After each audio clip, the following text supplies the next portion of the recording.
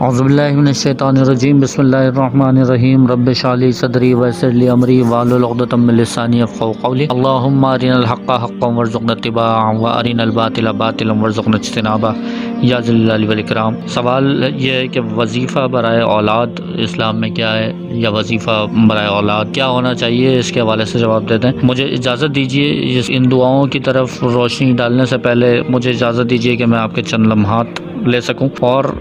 میں ذرا یہاں پر ہاتھ جوڑ سکوں ان خواتین کے آگے یا ان خواتین نما مردوں کے آگے جو کہ اس معاملے میں بڑا تجسس رکھتا ہے۔ آج کسی کی شادی ہوئی نہیں، کل سے یہ سوالات شروع ہو جاتے ہیں، ہاں بھائی کوئی خوشخبری ہے، کوئی مٹھائی کا آسرا ہے۔ اللہ کے بندوں، جس چیز پر شروع میں اللہ تبارک و تعالیٰ نے پردہ رکھا ہوا ہے اس کے حوالے سے آپ کو کھوج لگانے کی کیا ضرورت ہے؟ ذرا مجھے بتائیں کہ اگر کسی کے یہاں کوئی خوشخبری نہ ہو تو اس کے دل پر آپ کے سوال سے کس طرح کے نشتر اترتے چلے جائیں گے اور کس طرح کے نہ بھرنے والے زخم لگتے چلے جائیں گے؟ وہ بندہ کس طرح کی کیفیت میں چلا جائے گا کہ جس وقت اس سے سوال کیا جا رہا ہو کہ کوئی خوشخبری ہے اور اس کے یہاں خدا نہ خاصہ کوئی خوشخبری نہ ہو۔ سورہ شعراء کی آیت نمبر 49-50 میں اللہ تبارک و تعالیٰ اس بات کو واضح کر چکے ہیں، بادشاہت اللہ ہی کے لیے، اور وہ چاہے جس کو لڑکیاں دے دے، جسے چاہے لڑکے دے دے، جسے چاہے ملا جلا کر دے دے، اور جسے چاہے اللہ نہ لڑکا دے نہ لڑکی دے، یہ اللہ کے ہاتھ میں۔ اگر اس وقت تک کوئی خوشخبری نہیں آئی ہے اور کل آپ کو پتہ ہے کہ اگر جب اللہ نے کوئی ایسی نوید دے دی اور کسی کی اولاد ہو گئی تو آپ کے پاس جو کچھ بھی آپ جس چیز کے لیے حریص ہیں وہ چیزیں آپ کو ملی جائیں گی۔ اگرچہ کہ آپ اس خبر کے لیے حریص ہیں تو آپ کو وہ خبر مل جائے گی، یا اگرچہ کہ آپ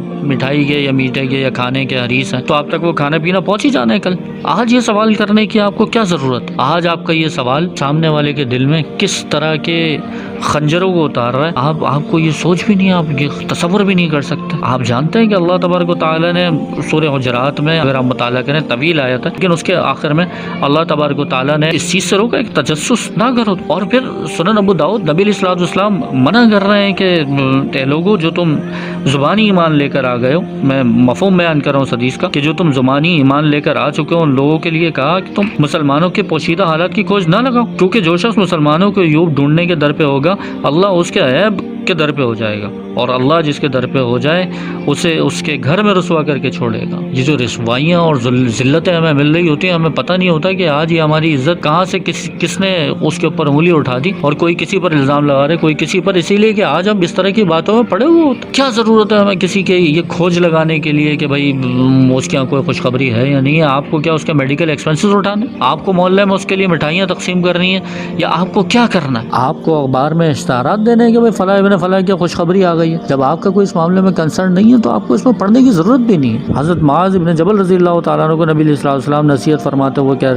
کہہ رہے تھے کہ معاذ، یہ زبان کا استعمال جو ہے، کل اس زبان کے استعمال کی وجہ سے بہت سے لوگ ناکام ہونے والے ہو جائیں گے۔ حدیث کا مفہوم میں آپ کے سامنے رکھ رہا ہوں، خدا نہ خاصہ ایسا نہ ہو کہ ہماری زبان کل ہمیں کسی خطرے میں ڈال دے، قیامت کے دن ہم رسوا ہو جائیں، برباد ہو جائیں۔ آج تو اس کا کوئی مثبت پہلو نظر نہیں آتا نا، اگر آج آپ اس طرح کا کوئی سوال کر رہے ہیں۔ آج تو یہی ہو سکتا ہے نا کہ کوئی انسان جو ہے وہ مایوس ہو جائے گا اگر اس کے کوئی ایسی خوشخبری خدا نہ خاصہ نہ ہوئی، اور اگر آپ یہ سوال اس لیے کر رہے ہیں کہ آپ کسی کی ناکامی پر خوش ہوں یا اس کو طنز و طعنے دیں، تو بھائی یاد رکھیے گا کہ نبی علیہ السلام، سنن ترمذی کی روایت ہے کہ نبی علیہ السلام نے فرمایا کہ ہو سکتا ہے تم اگر کسی اپنے بھائی کی ناکامی پر، کسی بری بات پر اگر تم خوش ہو رہے ہو تو یہ ہو سکتا ہے اللہ تبارک و تعالیٰ اس کو اس برائی سے، اس ناکامی سے نکال دے اور تم اس میں مبتلا کر دے۔ آج ہو سکتا ہے کہ آپ کے یہاں اولاد ہو، لیکن خدا نہ خاصہ کہیں ایسا نہ ہو کہ آپ کی اولاد کو اس کا صلہ بھگتنا پڑے اور آپ کی اولاد کے کوئی اولاد نہ ہو، اللہ نہ کرے۔ کیوں ایسے معاملات میں پڑھیں جو کہ ہمیں صرف اور صرف خطرناکی کی طرف لے کر جا رہے ہیں۔ جہاں تک وظیفے کا تعلق ہے کہ اس کے لیے کرنا کیا چاہیے، تو بھائی یہ ذہن میں رکھیں کہ سب سے پہلے اللہ کی رضا پر راضی ہو جائیں کہ اللہ نے ہمیں اس معاملے میں جس حال میں رکھا ہے ہم اس پر راضی۔ اگر اللہ نے کوئی خوشخبری سنا دی، کوئی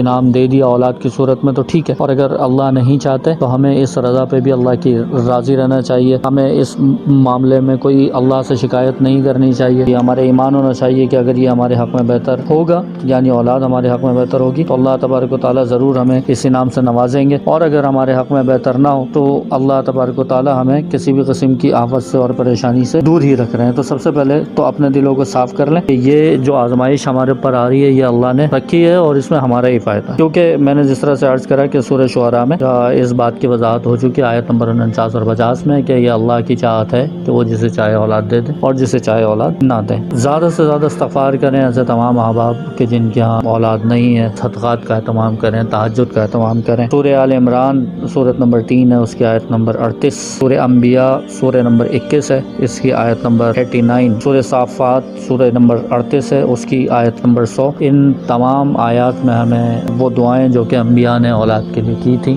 وہ ہمیں مل جائیں گی۔ ان دعاؤں کی کثرت کیجیے، انشاءاللہ اگر آپ کے حق میں بہتر ہوگا تو اللہ تبارک و تعالی ضرور ہمیں اولاد کی نعمت سے نواز دیں گے۔ واقول قولی ھذا استغفر اللہ استغفر اللہ۔